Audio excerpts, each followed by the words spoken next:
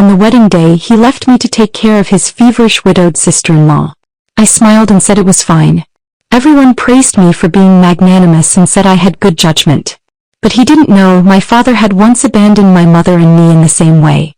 Before her death, my mother solemnly told me, "Don't look for a man who has someone else in his heart." I didn't listen and still chose him. Later he repeatedly made me feel wronged for his widowed sister-in-law, even dragging me pregnant to donate blood to her. I had a miscarriage and finally woke up completely. Mom was right, can't be with a man who still has someone else in his heart. 3 years later, in a border town, I leaned on my pregnant belly, directing soldiers to gather mushrooms. I stood beside a man, my abdomen visibly rounded. The new young officer carefully draped a coat over my shoulders. "Put this on, the wind's strong." When he came running, eyes reddened, I was smiling and handing him a water flask. "Have some water, husband." The final note of the wedding march seemed to linger sticky and suspended on the hotel's gilded dome, not yet falling. The venue was extravagantly decorated, with guests filling every seat, their faces painted with formulaic smiles, like layers of overly sweet cream. And as the bride, I stood at the end of the red carpet, wearing a custom-made wedding dress, supposed to be the happiest bride, but at this moment, I looked utterly disheveled and helpless. The white veil trailed to the ground, and the bouquet of lilies of the valley in her hand trembled slightly, the cold creeping up her fingertips like a snake. On this most important day for the girl, my new husband Finn had vanished. The host's smooth voice sounded for the third time, attempting to fill the void left by the groom's absence with more enthusiastic remarks, while murmurs rose from below. "What's going on? Yeah. What happened? Where's the groom? Maybe they're preparing some surprise for the bride." Perhaps. But can the groom still be late on a day like this? Exactly. Could this groom have run away from his wedding? No way. Some eyes began to linger on her, carrying scrutiny, pity, or a faint, barely noticeable interest. Their gazes and the implications behind them made me feel uneasy. Just then, the mother-in-law hurriedly squeezed through the side door, beads of sweat glistening on her forehead, her anxiousness clearly evident. Before she could catch her breath, she grasped Willow's cold hand, her lips quivering as she finally managed to stammer out, "Willow. Finn just got a call. Lila has a high fever. She's delirious and she can't be left alone. He has to go see her right away. What should we do about this?" Willow's eyelashes trembled slightly, her gaze landing on her mother-in-law's anxious face, then slowly lifting to survey the opulent hall and the shadowy faces beneath the splendor. She knew that today's incident needed to be dealt with, otherwise, both she and the Shin family would become the subject of idle gossip. She took a breath, barely noticeable, but somewhere deep in her chest, a sharp pain pierced through. Yet she deliberately chose to ignore it. Then she curved her lips into a composed, flawless smile that bloomed across her meticulously made-up face. "It's fine, Mom." Her voice was clear and bright, carrying throughout the venue through the microphone hastily handed over by the MC. "Your health is most important." The ceremony. "It's fine." A few distinct gasps of admiration rippled through the audience. "You truly understand the bigger picture. The Shin family has found a good daughter-in-law." "Yeah, I couldn't do that if I tried." "Yes. This bride is really nice, so generous." Every word of these comments fell into my ears, and I could only grit my teeth and swallow the bitterness in my heart. What magnanimity do I have? I just didn't want to become a laughing stock. And my mother-in-law breathed a sigh of relief, but the remaining half was stuck in her throat, turning into deeper worry. Looking at her daughter-in-law's overly calm expression, she knew that this matter might not be over yet. After all, can a woman really be indifferent to this matter? On my wedding night, I sat alone in the bridal suite. The heavy curtains blocked out the city's night lights. Without turning on the lights, my fingers unconsciously caressed the diamond ring on my ring finger, the cold edges chafing my fingertips. What churned in my mind wasn't Finn Shin's departing figure, but another blurry figure from many years ago. I still remember that time. The smell of disinfectant in the hospital was pungent, and my mother's thin hand clutched hers, using her last strength, her voice hoarse like a broken bellows. "Willow. Don't fall for a man who has someone else in his heart. It'll be painful." She was too young back then to understand and didn't take it to heart. Now she understands, but it's already too late. Finchen returned only after dawn, carrying the freshness of morning dew and a faint weariness. Seeing me, he pulled me into his arms, kissing the top of my head, his voice low and apologetic. "Willow, I'm sorry. Lila's illness is serious this time. She's staying alone in the old house and I can't leave her. The wedding. I'll make it up to you later, something better." Willow buried her face in his chest and smelled a faint, sweet floral fragrance that didn't belong to him, in addition to his usual cedar scent. It was the hand cream Lila Lynn often used. "But it's already this late, what can I do?" I closed my eyes and said softly, "Okay. Indeed, my guess was right, this is just the beginning." In Finchen's heart, there always seemed to be a balance subtly tilting towards sister-in-law Lila Lynn, who had lost her husband and was left alone and helpless. Lila Lynn's house had a burst pipe and she called in the middle of the night. Finchen immediately put on his clothes and rushed out, leaving me alone in the room filled with melancholy. I could not utter a word to stop him, because I knew I couldn't keep this man whose heart was no longer here with me. Then Lila Lynn was in a bad mood, and Finchen accompanied her to unwind until late at night. When they returned, I was curled up on the sofa, suffering from a stomachache. He only hastily poured a cup of hot water and said, "If your stomach hurts, drink more hot water." At that moment, the stabbing pain in my stomach was nothing compared to the anguish in my heart. And when Lila Lynn hit roadblocks in her job search, Finchen went out of his way, using his connections more diligently than he had ever done for himself. I saw all of this with my own eyes and I realized I had ultimately chosen the same path as my mother. Every time Finchen left me for Lila Lynn, I would say it didn't hurt because of respect, but every time I just said, "Okay," or kept silent. I know that with a third person between us, of course maybe in Lila Lynn's heart I'm the third person, but it doesn't matter anymore. I can only say to Mom in my heart, "Mom, I'm sorry I ultimately didn't listen to you and married a man who has someone else in his heart, but please rest assured I will definitely not let myself end up in such a tragic ending. I will love myself well." I told myself that my love also has a bottom line. Finchen is really so unworthy of trust, then I will also leave freely and live a life that belongs to me. My mother-in-law sees the state between Finchen and me and she is anxious. She has privately advised her son several times, "Finn, you are married now, you have to think more about Willow and everything. Lila is pitiful, but there should be a limit to how much we help." Finchen always furrowed his brow. "Mom, Lila was left behind by my brother, can I just ignore her? Willow is sensible, she won't hold grudges over this." The mother-in-law pursed her lips, casting her son a worried glance, but said nothing further. She knew her son well. Once he made up his mind, no amount of reasoning would change it. Besides, her son had to learn to see things clearly. It was just. She hoped that when he finally realized everything, Willow would still be by his side. And I truly didn't care anymore. I just grew quieter, like an ink painting losing its colors, losing its brilliance. My heart was filled with disappointment toward this man. In the days that followed, I threw myself into work and taking care of my in-laws. Finchen's father, Shin Jengwo, remained stern and silent about it, but my mother-in-law increasingly felt sorry for me, often holding my hand and sighing. I knew she genuinely felt sorry for me and I was grateful from the bottom of my heart. Until that weekend during the family gathering, Lila Lynn also came, and while at the table she mentioned that she had been looking pale and dizzy recently.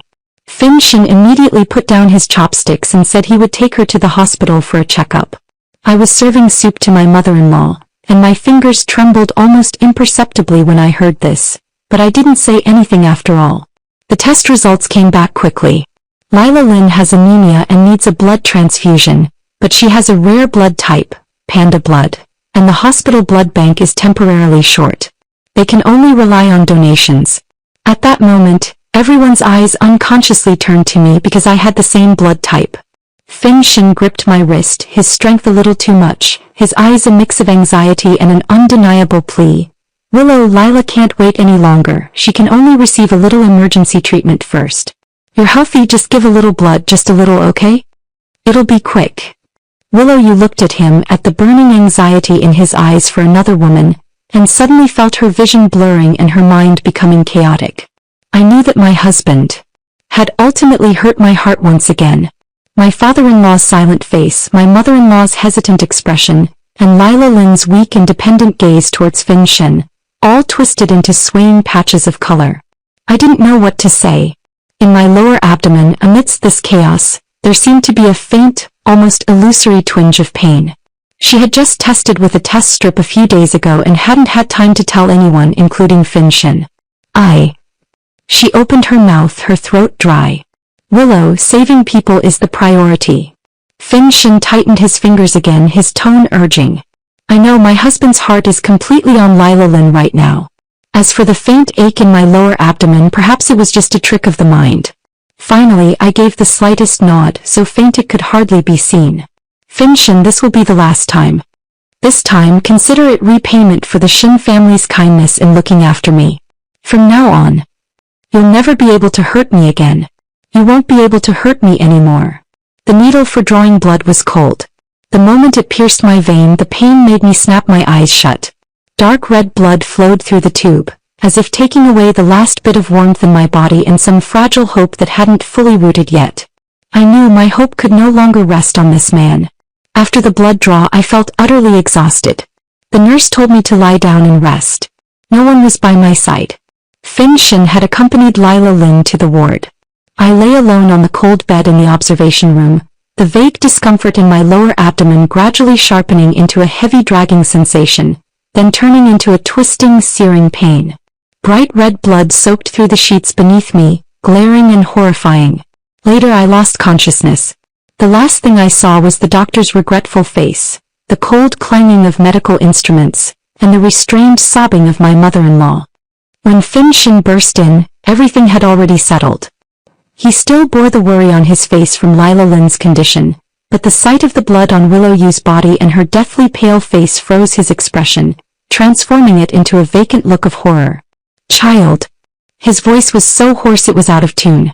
I lay on the bed, utterly drained, not looking at him, not wanting to look at him, my eyes fixed on a tiny speck of mold on the ceiling, empty and devoid of anything. After being discharged from the hospital, I became even more silent. No longer asking about Fin Shin's late returns, no longer casting sidelong glances at the frequent Lila calls on his phone. I lived as a shadow in the room. I no longer needed this man, Fin Shin. One afternoon, my mother-in-law walked into my room with a pot of stewed soup. At that moment, I was sitting by the window, watching the withered yellow leaves swirling down, the sunlight shining on my overly pale face, almost transparent. Willow, mother-in-law put down the soup, tears streaming before she could speak. It's Mom who's sorry for you. You've had such a hard life. Fin He's a disgrace. Hearing her voice, I slowly turned my head, my gaze falling on her sorrowful face. I remained calm, even raising a hand to gently wipe away her tears, then spoke in a hoarse voice. Mom, it's not your fault. I chose this myself. I don't actually blame them. After all, since my parents sacrificed themselves, they have been the ones who gave me so much warmth. I am incredibly grateful for their care and love. Of course, I never intended to complain about them regarding the matter of me and Fin Shin, and our unhappy marriage. Fin Shin is an adult. He has his own ideas and thoughts. She is Fin Shin's mother, but who Fin Shin likes and who he wants to be good to is not something she can control. She held my hand cold as ice. Let's go, Willow. The old man in front of me choked back tears, each word spoken with difficulty but clarity. Leave here. You're still young, don't waste your life in this mess. It's the Shin family who wronged you, Mom. Mom let you go. My long eyelashes drooped, hiding all emotion in my eyes. I knew I had been waiting for this words for a long time, but in the end, the Shin family had done me a favor and I couldn't easily sever ties. After a long pause, I nodded ever so slightly. Mom, thank you for taking care of me since I was little. I can't repay you in this life. But my mother-in-law just patted my hand. Child, your parents sacrificed themselves for the country. I'm glad I was able to take care of you back then, so you don't need to feel any pressure, and you definitely shouldn't feel like you're letting us down by leaving the Shin family. I choked up. Mom, thank you. Since talking with my mother-in-law, I began preparing to leave. I didn't make a big scene. I simply packed a small suitcase one morning when Fin Shin had to leave abruptly because of emergencies involving Lila Lynn. I took only my documents, a few old belongings and an old family photo, one of my parents in military uniforms, both smiling brightly.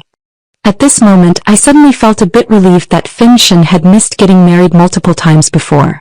Otherwise, leaving now wouldn't have been so smooth. I knew that if I asked for a divorce now, Finshin would definitely not agree. I left my wedding ring on the dresser, and from that moment on, mountains apart and roads long, we would never meet again. It was already the next day when Finshin realized his wife had left. At first he was furious, thinking Willow was being unreasonable, making a fuss over nothing. He called her, but her phone was off. He searched everywhere she might have gone but found no trace. It wasn't until he returned home, facing his mother's completely cold expression and his father's heavy sigh, that he began to feel dazed. Zhang Xiuying slammed a stack of papers in front of him, records of every time he'd favored Willow, including the security footage from Willow's wedding day. A 2-hour video of her sitting alone in the dressing room after smiling and saying, "It's fine," tears streaming down her face. It was a copy of the hospital's abortion consent form. In the signature section, Willow Yu's name was written neatly and resolutely, the signature seemingly still bearing traces of tears. She must have been so heartbroken at that time. Flipping further through the pages, there were more details, his repeated absences from the scheduled appointments to register their marriage. "Look, Finshin, open your eyes and take a good look." Zhang Xiuying's voice was hoarse and broken, filled with a fierce resentment, as if she couldn't bear to see how things had turned out. "What have you driven her to? Abandoning her at the wedding.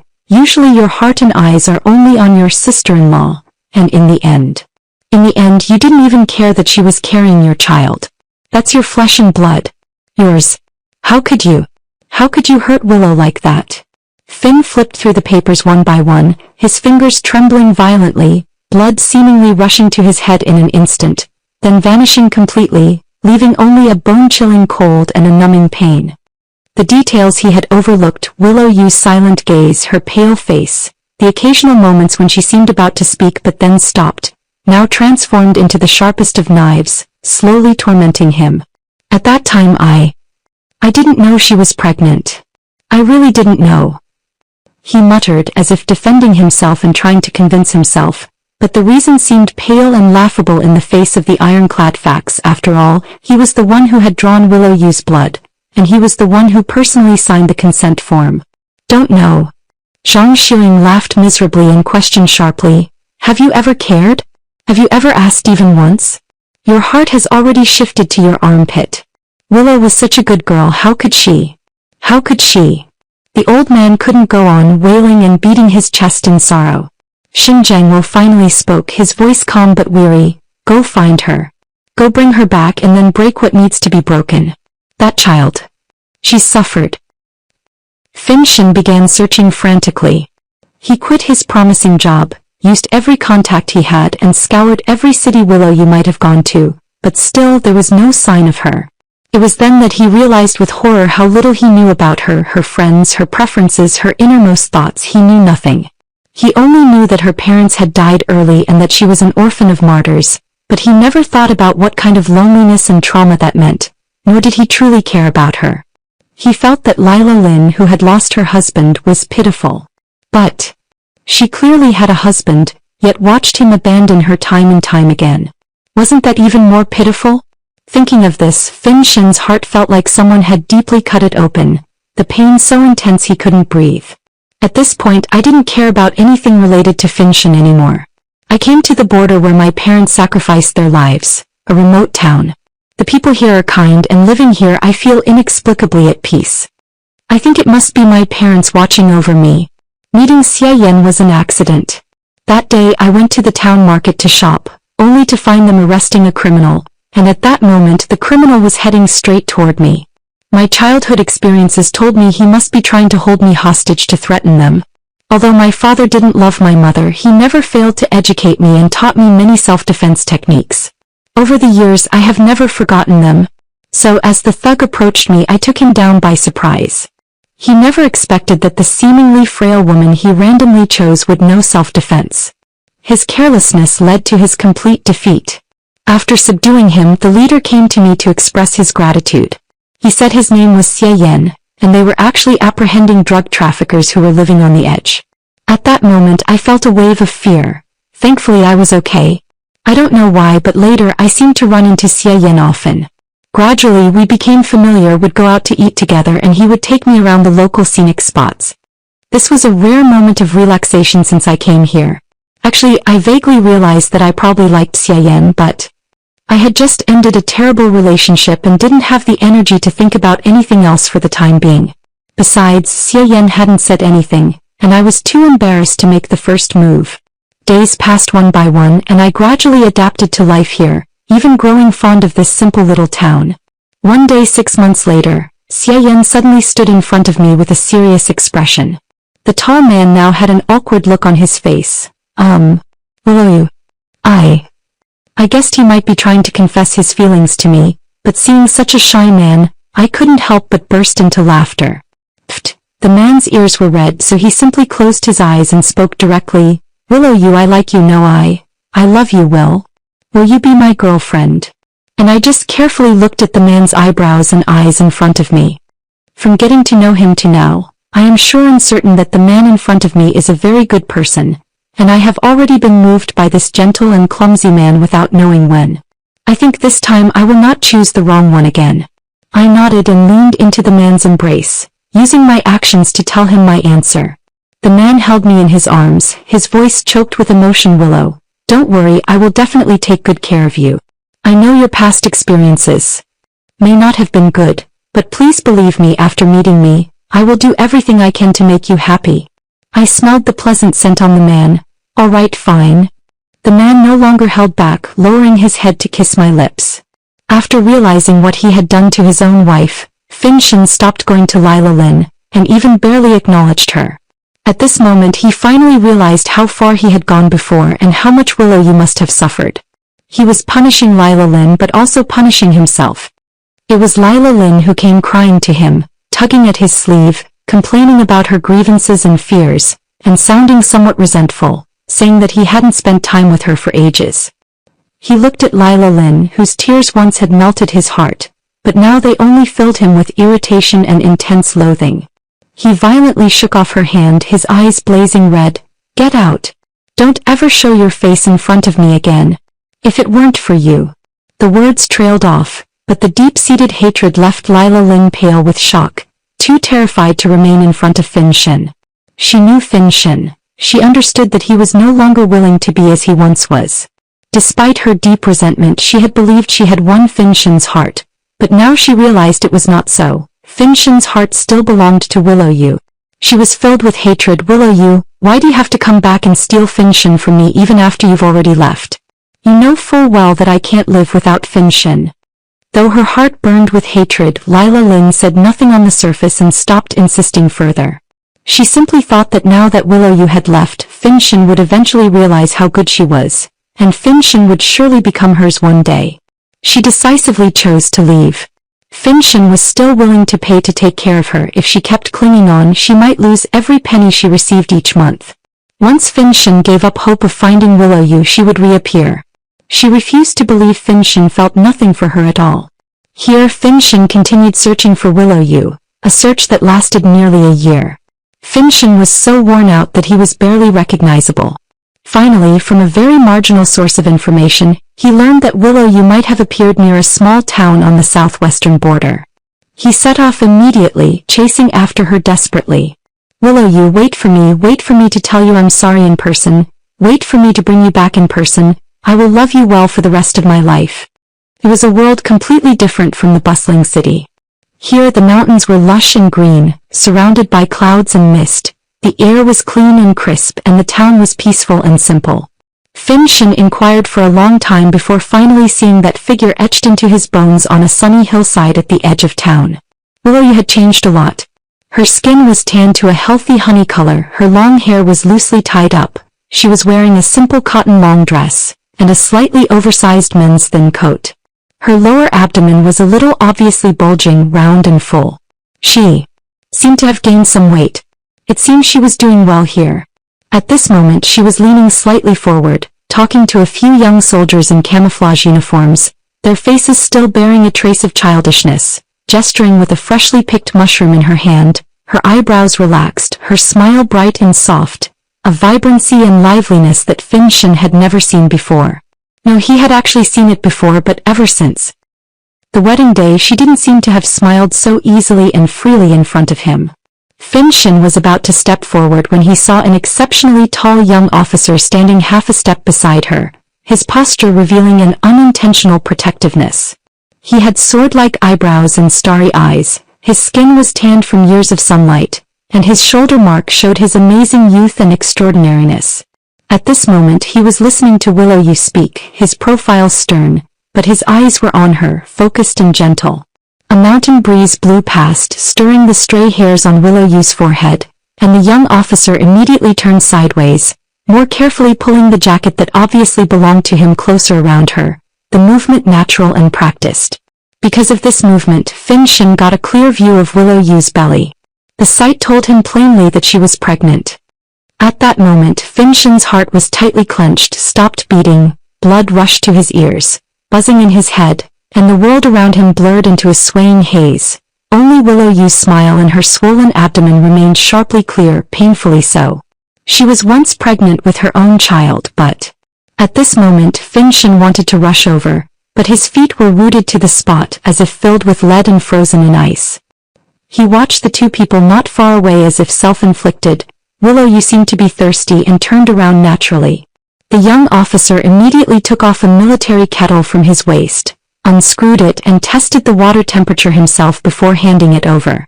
Willow took it, tilted her head back and took a few sips. Droplets of water slid down her lips.